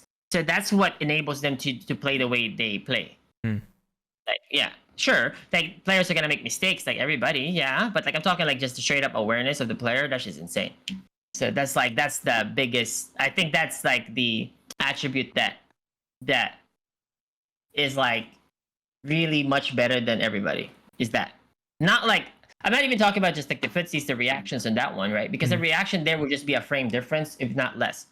Okay, so I would say it's significant, but like his overall awareness is really, really high. Actually, you know what reminds me of fucking Angry Birds awareness too. His awareness is fucking insane. Yeah, those three. Aside from those three, like, you know, I don't know anybody else that would have that crazy awareness. Cocker, no. Awareness, by the way, of those guys are all like you know, like let's say Puck and those guys are got 10, for instance, right? The Cocker probably like 9.5 awareness. And there's nothing wrong with that. You don't need to have a perfect awareness, anyways, right? You don't need to have that because you could have. There's so many different skill sets in fighting games that you could have that you could possess to win. Anyways, you don't only need to do that. You know, sure, you need to have some level of awareness to win, at least a 6. You know, yeah, right. But like I'm saying, like in fighting games, there's so many different areas you can win. Yeah, you can win with your strategy, how you approach your tempo, your ground game, your footsies, right? Your zoning, you know, your risk management, your mental stack management, right? Your spacing, space recognition, all that stuff. There's so many different areas you can win in fighting games. What would you say? Have match specifics. What would you say is your greatest strength as a player? I'm pretty versatile. So I think my awareness is really high as well, but I think I don't think I have a weakness, but I do think I have a weakness. I think I'm very versatile. Like I'm pretty complete, like in my opinion. So it's like I guess like I would just say my attitude towards learning is probably my edge as well. Nice. I think so. But like I don't know, it's hard to talk about my strengths. I don't want to do that. Ugh. Hurts me. That's funny. Remember you asked me about mine, and I was like, I don't fucking know. Yes. Yeah, yes, but I don't want to do that. Like, I don't want to talk about me like that. No, I don't want to do that. But we want to talk. We like talking about you. Okay, anyways, all right. No, it's not good. It's not good. Fine, whatever. Okay, next. So, EVO Japan, we got the pools up, and I'm looking at the projected top 32. All right, so we got Big Bird, Shanghai, Kakaru, Angry Bird. These would be the matches, by the way. So it'd be Big Bird, Shanghai in winners. Kakaru, Angry Bird. Oh my god. Mena, Lashar, Kawano, Punk to get into top 8, which is that's projected, right? Yeah, that's not gonna happen. Yeah, it's not gonna happen. There's definitely gonna be upsets. There's 100%. No, that's not gonna happen. That's like, in order for that to happen, there needs to be like an actual investigation of collusion. There's no way that happens. Yeah, there's definitely gonna be. No way. EVO Japan, brother, you understand? It's like a room, a bunch of killers. So you're gonna sit to somebody next to you, and you don't even know this motherfucker's a 2300 MR creature. Right. You have no idea. No idea. Said Who the fuck is this guy? Right? Like you have no idea about this motherfucker. What a word. You said creature. That's so funny. Like I don't know about this guy, but like, but everybody that you fight there was like a bunch of like, obviously they all know what's up, So it's not like you're gonna trick them or anything. So you have to play them straight up. I remember when I went to EVO Japan, it was super awesome. It was like super cool and stuff. I met like a lot of Japanese guys that was over there. And I remember when Tokido lost in pools to a Kami player. And then like he was shocked about how he lost, yada yada. But then he handles it very well. And it's like, okay, you know what? I'm gonna go outside, get some ice cream, whatever the hell, right? Because down the street there was. And I was like walking. It was snowy in Japan, and I fucking slipped and I fell. Like my fucking ass. Fucking hurts, right? So I told Tokido, "Fuck, bro, I didn't even know it was slippery there on that side." The motherfucker died laughing. Yeah, that's what you get for eliminating him at EVO.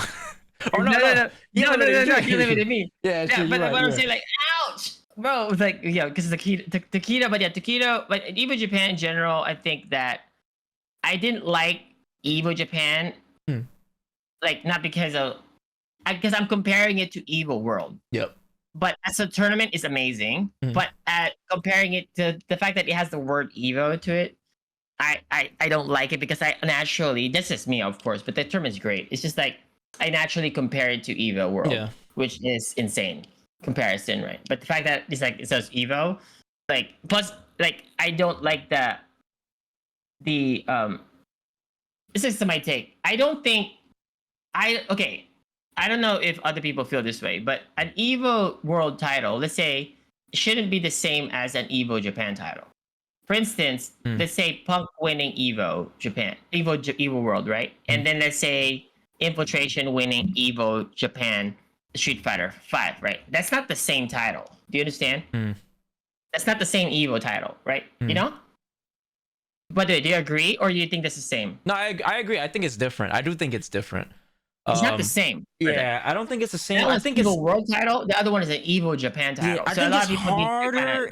Each is harder in a different way. It's weird. You know what I'm saying? Oh, definitely harder. None of that is easy. I'm talking like the weight of it. Of course, nobody would mention. That's fucking hard for sure. I'm talking like the weight of it. Like to say for his what Punk did versus like somebody winning EVO Japan. Like Mena won EVO Japan. Okay, Mena won EVO Japan, right? It's super difficult to do that, especially the way Mena did it, which is dominantly. Yeah. Yes, that is super difficult. Nobody would ever say that's easy. But to say that's the same title as somebody winning EVO Japan, the EVO World, is crazy. Because what if now somebody wins EVO France? Is he also an EVO World champion? That's the thing. That's all. I wish it was named different. Yeah. But that's not to diminish the fucking hard tournament that they had to win. Of course not. No, I don't want it to go out as a disrespect. Of course. No, because I know that's just super difficult.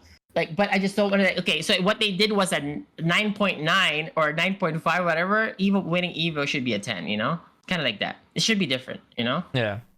like, and it shouldn't be counted as like, because like for instance, like Justin has like 8 EVO titles, right? For instance, he did it in EVO World, you know. And for instance, like that means like it was just gonna take somebody to just win.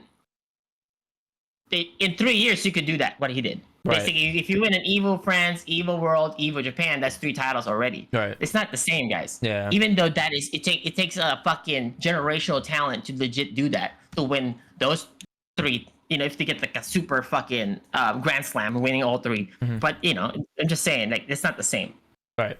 Yeah. I do wish it was like under a different branding. Yeah, that's all. But it's difficult. Let's not forget that. This is not to discredit that. I'm just trying to like say that we should not, like, an NBA title should not be the same. I wouldn't even compare it as a play-in, you know. I would not compare that, you know. But like I'm saying, like that's like a different world title, you know. Unless like they do like a fucking like for instance, like what is that? The Olympics, right? Which one's more prestigious, NBA title or USA team winning? The Olympics are technically more prestigious, because it's on a global scale, right? But is it really global? But we obviously know that the more challenging is it's the fucking NBA title for sure. But the thing is, even if that one's challenging, not as challenging as an NBA team winning an NBA title. Do you think EVO Japan's easier than EVO US though? No, nobody said it's easy. Nobody said it's easy, brother. No, I said easier. I didn't say easy. I said, you think it's easier? I think it's different. No, I think it's different. I think it's different title. No, both hard. Yes, you have to use the right word, because I don't want to discredit somebody winning that, because that's extremely difficult. You're doing it to the country with the most number of Street Fighter. No, I'm talking like the prestige of winning the world title. I'd rather win EVO US 100%. Yes, for sure. It's different, of course. Yeah, you know, so that's why I'm like, it has to be the EVO. Because it is. Everybody, most people know that. Most people know that already. I'm just saying, like, but people now are kind of like saying like, oh, this person has won 5 EVOs, right? So, damn, that's motherfucker special, or 3, or whatever the hell it could be. I don't know. But like I'm saying, like, but that's not the same. Yeah. Like how many EVO World did he win though? Like, no. Like, yeah, you know what I'm saying? Like that, right? That's what matters. And then, but like winning that tournament, EVO Japan, is obviously tier 1 fucking level of difficulty for sure, no doubt. Like, but I'm saying, like, it's not the same world title, you know? Yeah, for sure. I agree with that. Yeah. It's like winning Capcom Cup and winning EVO. They're both, you know, their own, right? Sure, right? They're both their own, right? You know, like when you say EWC is the same as Capcom Cup, don't worry about cash prize. I'm talking like wait, it's not right, but then it's S tier too. But it doesn't mean that's easy to win. Yeah. But that's S tier as well to win a world title. There, it's right. But it's obviously S tier. But it's not the same, right? You know? Okay, for instance, like we know Punk is the world champion at the moment, right? We know that. We know, everybody knows this. Okay. Yep. But is Shanghai world champion? The current world champion of our community? Okay, I know Kakeru and Punk is their champion. Okay. Right. But is Shanghai the world champion in our community considered? Even though, yes, he is fucking default fucking world champion in my heart at every level. But I'm talking like he's not currently. Yeah, he's not current. No. Yeah. Right. Yeah. That's true. So, so who do you have? If you had to pick one player to win EVO Japan. Bro, are you serious here? Yeah, just pick one player. One player. I'm picking Mena Punk. And you have to pick one. I'm picking Mena. He's the defending EVO Japan champion. So that you always have to put the respect there. I respect that. I think Angry Bird. I was like, if you tell me for EVO USA, I would say Punk because he's the current EVO champion. That's all. Yeah, that's a boring answer, but I respect them for you know, because they are gonna defend their title, right? So I, you know, give the props to or support to the champion that's, you know, defending, because that's very difficult for sure. Yeah, I think Angry Bird. I have a feeling Angry Bird is gonna just, I don't know. I just feel it in my heart. Brother, that's not a bad choice either. Like I'm telling you, if you say Angry Bird Punk, Mena was gonna win the whole shit, brother. Like nobody ever gonna blame you for that. Brother, those are the 3 best players in the fucking world. Are we serious here? Are we even like trying to like we don't have to convince people about that. Those are the 3 best players in the world. Okay, sure, you could say, okay, well, Kakeru too. Yeah, okay, cool. Big Bird too. Cool. Okay, we can keep going that. But I was talking about like Egbert Metapunk has been the best 3 players since the game first came out all the way until now, 2 years later. They have not declined at all. They have just switched places per month basis. Yeah, true. Right, seriously. They've been the same 3 best players, brother. So like I'm not even surprised. The game came, those 3 were the best 3, okay? Until now, it's the best 3. So I'm not even same shit. Sure, anybody the other pros have caught up, sure, but they're still like those 3 are still the 3. The trinity of the Street Fighter. Yes. All right, I dig it. Okay, so next, before we get into our Q&As, you guys know me, I like to do my bookworm stuff. Go ahead, Ryan, talk your shit and talk about how this is going to teach you how to play footsies, like last week. Remember? Which one? What did I do? When I did my book of the week? You're like, it's going to teach you how to play footsies. No. Let me hear it. Motherfucker. Yeah. All right. Shy is insane for sure. So my book of the week, guys, is Power versus Force by David Hawkins. This is a pretty dope book about human consciousness and its measurement through science, and essentially how things that like states of being operating from love and integrity, basically how do you say it, you operate from power when you are in states, higher quality states of being, like integrity, love, courage, joy, things like that, as opposed to lower states of consciousness like fear, greed, apathy, things like that, which usually results in force. So it's a pretty dope book that talks about like these determinant factors, that these invisible forces that usually contribute to human experience and things like that. It's a pretty dope mix of like spirituality, psychology, kinesiology, things like that. It's really dope for understanding influence, leadership, and inner strength. Super dope book. I've read it multiple times. This is my book of the week. Highly recommend you check it out if you guys are interested in things like that. All right, and so now we can get onto our Q&As. All right, Mr. Ryan. I didn't read that. I didn't read it, any of this, guys. Because I want it to be impromptu, right, Zaf? Yeah, I didn't read any of it. Okay, good. Okay, good. I've been following your rules. Your rules. Yeah, because it's better that way. So it's genuine, you know. Because if I don't know the answer, like, I guess I'm not sure about the answer here. You know, I'd rather be honest about that. All right, so let's see. I can answer this one really quick. How would you buff Jamie season 3? Really? That's the question. You don't trust me. You don't trust me to answer that. You answer that. You don't trust me to answer it, but I'm gonna answer it. I'm gonna answer it in a cordial manner. I don't want to answer anything about Jamie. You answered that. You fucking played that character. But you trust me. Oh yes. Okay, we're gaining his trust. I trust you for sure. Okay. But like I'm saying, like really, there's so many different questions out there. You're gonna talk about Jamie. Hey man, back up. Okay. Anyways, okay. So look, what I simply would do. It's not gonna be a crazy buff. It's not crazy. All I would want are like 3 things. 3 small things. Stand medium punch combos into cross medium punch. Naturally, I would like that. EX Rekka into drink +2 instead of +1. So we just do it and just drink and just take the hit. So now we have 2 drinks, automatic.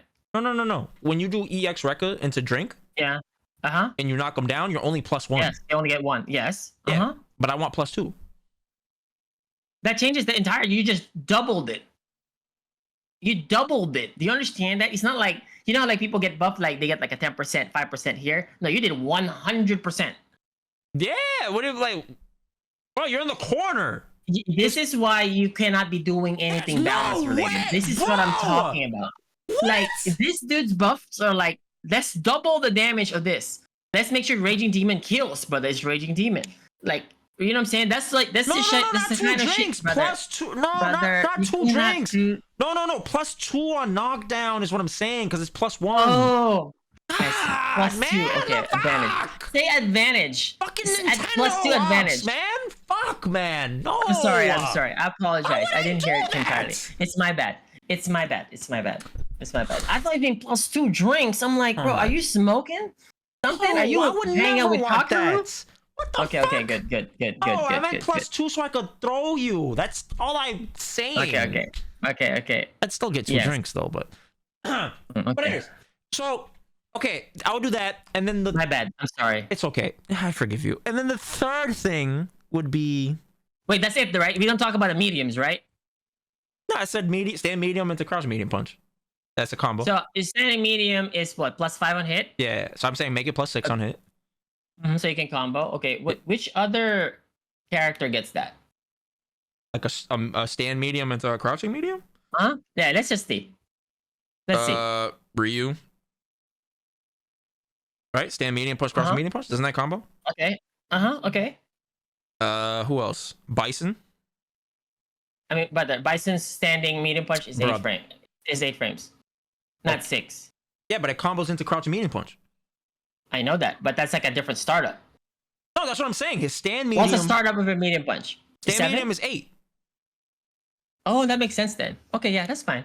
You have that. That's fine. Wait, do you have that always? Oh no, you do always have that before you have a drink. Anyways, yeah, that's fine.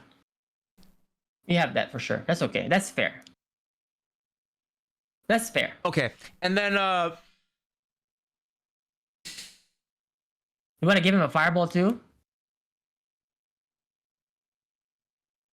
Let's add that. Give him a fireball, a tiger shot if you want to. If he already has 2 drinks in, he can now throw fireballs. You could give him that too. I know what I want. Faster Bakai, because that shit's a joke, man. His backspin is a joke. Yeah. Let's give the ability to never zone Jamie ever. I didn't say never zone him. It's not like it's frame 1 invo. It's just it literally I will react to a fireball. I'll react to a fireball, and he's literally like he got fucking like scoliosis. He's just sitting there on the ground. He doesn't fucking move, bro. Like he shits his pants. Brother. He literally is like in a fucking retirement. You're already never playing neutral as Jamie players anyways. You're just jumping, doing fucking palm, drive rush. Okay? That's all y'all doing. Okay, so for instance, to give the ability to even go through them things and plus cancel that to a super to a potential V-trigger mix on block, it's kind of a little bit crazy, brother. I'm sorry. I don't think you should have that. Just make it. I'm not saying faster on a startup. I'm saying faster, like it travels faster. Yeah, that's almost like increasing the actual like use of that move by so much. I cannot quantify it, but like I'm saying, like the fact that you would now punish certain fireball traps for sure because of the travel distance. Yeah. Yeah. And I don't think you should be able to do that. I think you should be able to punish certain fireball like that are predictable, like in those stuff. But I don't think you should be able to punish some fireball traps. Have you tried using that move against a predictable fireball? Well, what you're supposed to do it preemptively. Like if you feel I'm gonna throw a fireball, it's like a jump. You can't use it as a pure reaction of something. No, sure. No. You're not getting away from me this time, motherfucker. Listen. Okay, let's see. Cammy's spin knuckle is. Why are we talking? We're talking Jamie. Why are we talking about Cammy here? No. Why are we talking about Cammy? We're talking about. No. Listen, you gotta listen to me. Conversation. You're gonna listen to me, all right? You Nintendo bot. Listen. Cammy's spin knuckle. Conversation is +3 on block. +3. And she has it from round start. I gotta fucking down some Hennessy before I get that shit. I gotta fucking go to AA meetings in order for me to use that shit. You gonna tell me I can't do it? Yeah, I can do this shit on block. If I do this shit, I do this shit on block, you can make a fucking sandwich and come back and punish me. Okay. You know what, Zaf? This is what I'm gonna do, bro. Make me get Mr. Popo in the back. Also doesn't make sure. Like, you know what? What they can do? They should do this with Dawson. They should give me Cammy's walk speed. Because Cammy's walk speed, brother, is so fast. So I feel like we should not talk about Dawson. We should talk about Cammy. The last episode. Episode 2 is the last fucking episode. Fuck this shit. Oh my god, like I'm just saying, like we're talking about Jamie, and now you want to talk about Cammy. I'm like, brother, if we are gonna compare every single flaw of your character to other character, brother, just the conversation will never end. Like, you know what I mean? Like, Zap, like you gotta be realistic here. Come on, bro. I have to give up Oki twice to get that shit. Brother, here we go. These characters fucking kill you in 2 interactions. You know, okay, you can do this. Champ. Okay, you can do this. You can do this, brother. Jamie, X character. Jamie. X. You can do this. X character. Pillows. How come Bison Akuma has better this than my character? Pillows. He punches with pillows. 90% scaling. Like I'm saying, like you got. You see, like when you talk about changes, Zap, you cannot be too emotional, like as if you're on your period. You know what I mean? You have to be a little bit more logical about these conversations. Seriously, like just saying that. Like I'm gonna give you a wedgie when I see you, bro. I'm gonna give you a fucking like you know what I mean? Like you gotta be like, you know what I mean? Let's talk about the details about it. You know, I thought you're gonna give me facts about Jamie that was about like somebody guessing a fireball and then you did it. No, you're like, okay, let me hear it. I'm so excited because I wanted to learn something that I might not know, which is gonna be weird. But and then you give me some Cammy comparison. I'm like, brother, if you don't stop with yes, Bro, but you see how many spin knuckle anti-fireball tools exist in the game? But why are we talking about Cammy? We're talking about Jamie, right? One. See, there we go. Did I just say this? If we can do X character, how come Bison Akuma has better of this? Okay, let me keep my drinks. Let me keep my drinks. Is that okay? Because you wanna, I'm not comparing him to anybody else because nobody else is a fucking alcoholic. You happy? Yeah, this is why you can't do any balancing, because now it's like, look guys, look, fucking Akuma has air fireball and ground fireball. How come I have to drink? I can't win with this guy. I can't fucking win. No, you could, but you have to be reasonable, brother. You're not reasonable. You're trying to turn your character into a fucking Super Saiyan. Yes, I'm turning them Super Saiyan by asking for our fucking anti-fireball move to work. Okay, all right. Nobody's gonna do that, by the way. Jamie will always be mediocre. No, he's 100%. Not. No, he's not. There's too many waifus for him. There's too many honeys that love him. You see all those drawings on Twitter? No, he's never gonna be bad. He's never gonna be bad, but he's never gonna be good because he's gonna be annoying to fight. He's gonna be broken. Watch. I'm telling you. Okay. I'm preaching it. Speaking into existence. But he's been broken for 2 years now, then. Shit. All right, I can't wait for that one. Okay. Other question. Let's see. What do we got? What do you got, champ? What you see? Okay, this one. What specifically do you find fun in fighting games? I assume for a lot of us, the grind followed by watching things click is the fun part. However, do you ever find yourself just playing regardless of the fun factor? Okay. I find everything in fighting games fun because I'm really passionate about fighting games. But to me, is the figuring out process, is the innovating process and honing process of fighting games is what's fun. Also, like seeing like what you've worked on for countless of hours or days, and then those incremental improvements that you've been making, and then you actually finally seeing the final product of it, and then you see it, and I think it's the most rewarding thing. I really, really love that part about fighting games. Like you could be working on your footsies for like many days and not get the results that you wanted. Okay, because you still need to add some awareness to it. You still need to add some execution when you somehow land that hit that you've been working on with your footsies, right? So you're still working on those individually, right? And then you're now working on your optimization of the hit, the combo, and the route, and the Oki after it, right? So you're kind of working on those things individually. And now once all of them click all at the same time, and now you see the final product and the result that comes out from that work, it's fucking great and awesome. Yeah. Plus the interaction in a language that both players are speaking in the fighting game is fucking great. It's like, brother, I was texting this guy, please motherfucker, don't jump, bitch, because I'm fucking killing you. And for some reason, this guy's cell phone is disconnected. He wasn't getting it, and he jumped. And then he got hit. I was like, damn, maybe he just, he has no signal. But sometimes you're gonna fight people with no signal, but like most of the time, there's always gonna be the signal, That's great. So that's what I love about fighting game is the language that you kind of like bounce around back and forth. So it doesn't matter what language you speak, right? But you all speak fighting games, so it's awesome. So I truly love that about fighting games.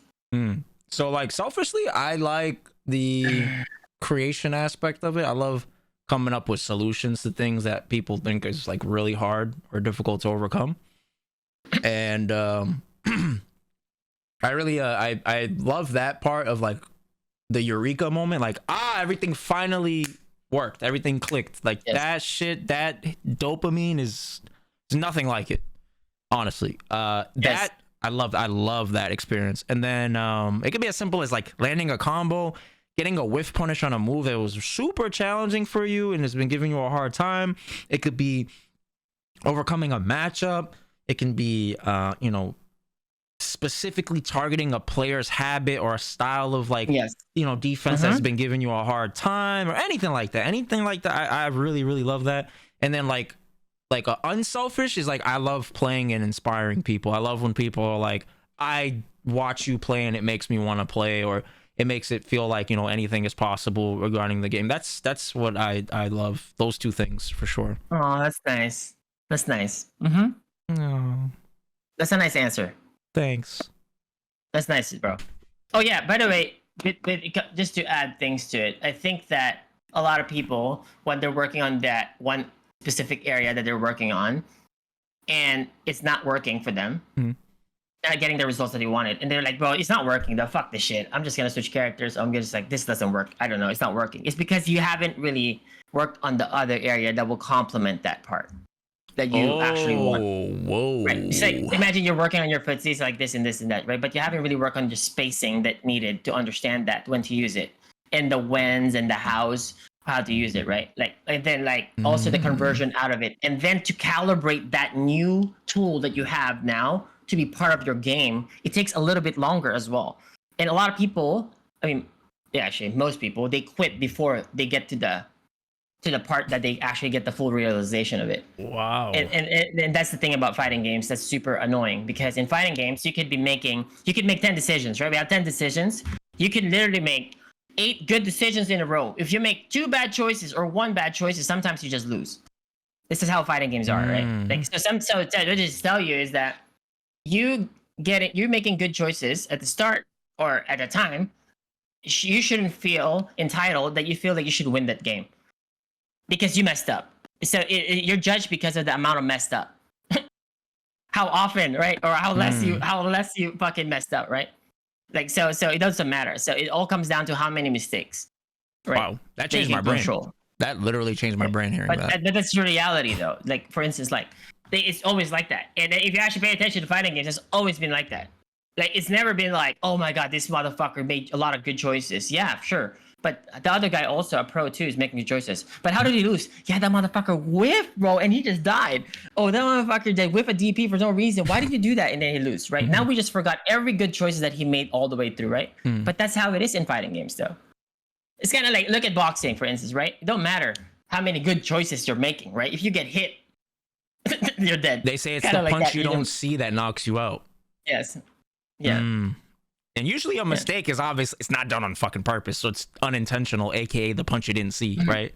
So that makes a lot of sense. It could be a forced error or an enforced error, right? It doesn't matter. At the end of the day, is an error, and that will make you pay for it. Yes, for sure. That's why if you have that mindset playing a fighting game, like they say, oh my god, like how did I lose this? Oh yeah, because I fucking decided to jump and be cute, and then I get DP'd, and then now I get knocked down. This fucker drive rush landed the overhead that got my ass to the corner. Now I have to get some throw loops. And now, you know what I'm gonna do? I'm gonna go to Twitter and complain, fucking stupid throw loop. The reason why I lost because I got throw loop, and throw loop is just so stupid. Right? Think about it.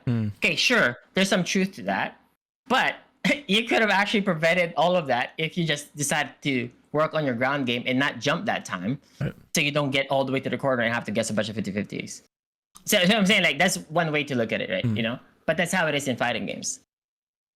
When I was playing Sagat in 5, the only reason I was able to squeeze blood out of a stone with that character is because of what you said. I didn't have a term for it, but basically it was complementary concepts. Because if you looked at Sagat in 5, all his tools individually were trash, right? They were super trash. But if you put them together the right way, it's good. That's why I was winning, and I didn't realize that makes sense, because that's what I was doing. I was like, that's how it is. Yeah. You could have a shitty normal.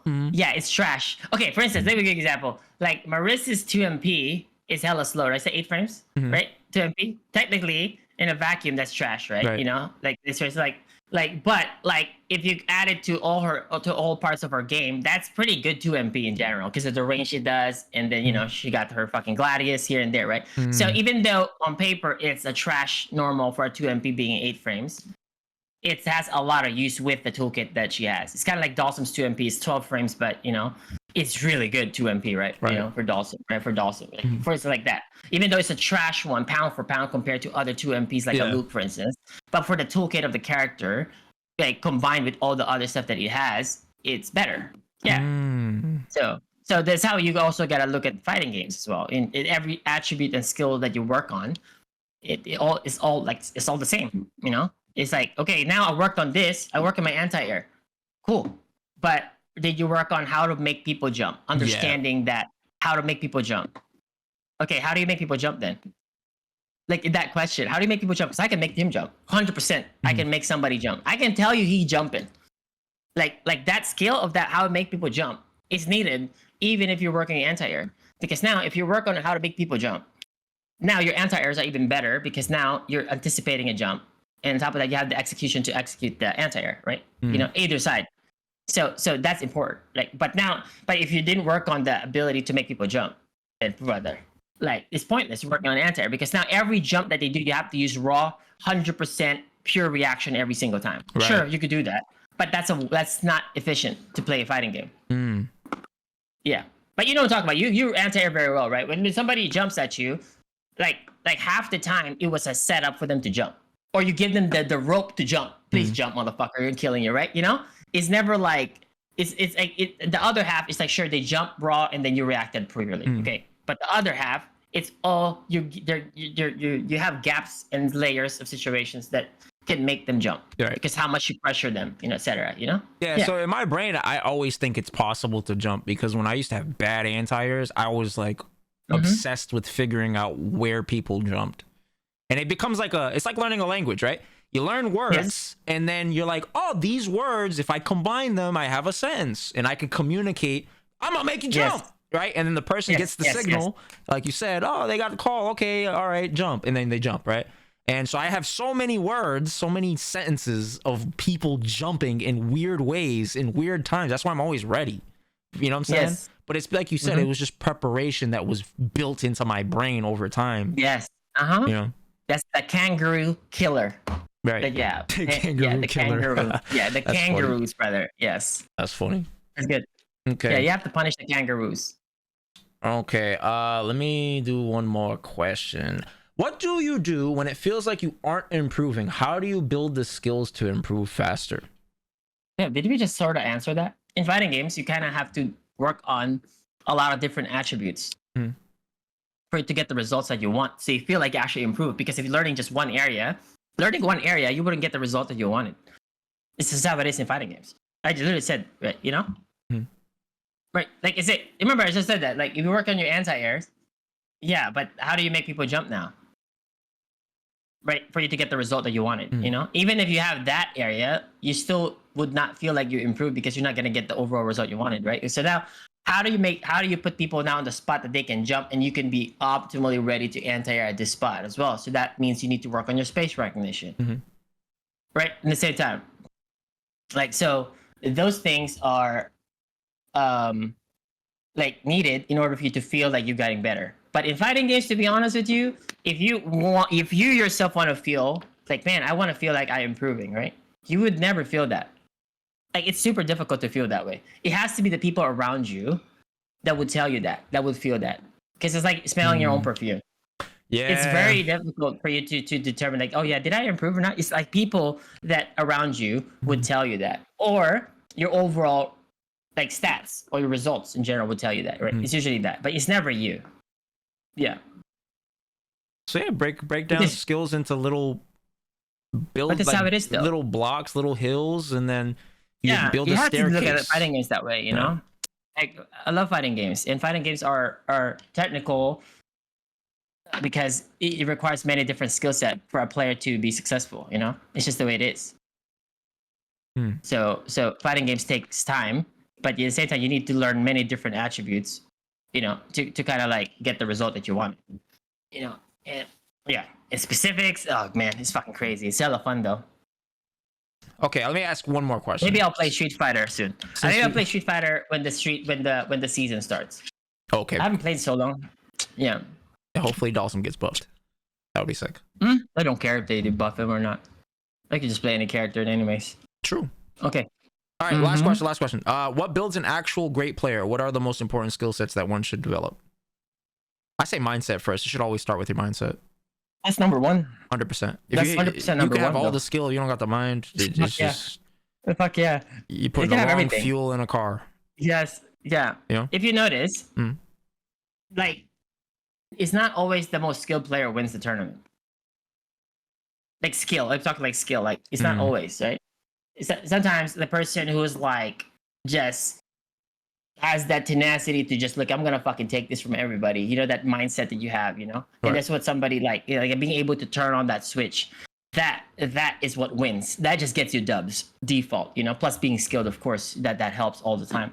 But to be a great player, I think your ability to take a loss and just be like, oh, that's okay. I'm just going to learn from that exact mistake and I'm going to work on it. And then I'm going to do my best to work on that so it doesn't happen as much. Not like never, because it's still going to happen, but I want it to happen less and less and less and less and less. Right. And just having that mindset to like work on it. It's like an always never ending revolving door of like, I need to get better at this area of my game or this area of my game and then it's just never happy about my current state of it. You're never complacent, you know, you're just constantly evolving. You know, okay, you know what? I'm gonna need to work on this. And now you're gonna get to a point that you have very few losses now. Now you need to now critique your wins on how come I didn't win more dominant. It gets like that. Yeah, it gets like that. I'm telling you guys. So it's like, but you're still critiquing an action now. Now instead of a per game basis and a problem there, now you're actually looking at every situation, every optimal scenario from that one interaction that you can work on over and over again. And that's what it takes. And now you multiply that to fucking 50 times over in the game, and that's your recipe to be great for sure. Like the amount of work that it takes for that one, brother, and attitude and ability is like not tilting in like stretches of losses. And you're like, that's okay, GG. And then, but you're still remembering the lesson that comes along out of that is fucking important. The lesson's the blessing. Yep, I'm telling you, it's like the losses that you get from those like important games, not just like sparring or like you're just playing ranked games. For instance, like as a pro, for instance, like you don't care about this much because those games are tryout games for you to test out things. But like say if in a tournament you lose as a pro, then you're like, okay, I need to work on this. Yeah, because I keep losing to the same scenario. I need to maybe hit up this player that also plays the same character. Yeah, I need to work on my match specifics for this. Oh shit, it doesn't matter because this guy's tempo and style is kind of countering my current tempo and style. Oh shit, I actually need to work on my tempo. I need to slow down the game even more. I can't be too aggressive. I should be the one like reacting, not initiating. Like changing that, like learning different gears and styles of your overall game is like having that in your arsenal is super important. Like, you know, what blocks are you going to use in this puzzle, right? Today. Like, because you only have first to three in this scenario, right? Yeah. So it's like, what am I going to use? I was like, all right, so I'm going to commit to this. I'm going to commit to using this set of blocks for this set. If it doesn't work, cool. But I picked 2 out of the potential 4 that I can bust out. You know? Right. That's why adding styles also. But that all comes down to how many scenarios have you studied and optimized. Yeah. Beautiful answer. Well, folks. We've made it through another episode with my good old nemesis, Fchamp. And we are honored to be here with you guys. And we appreciate your viewing experience.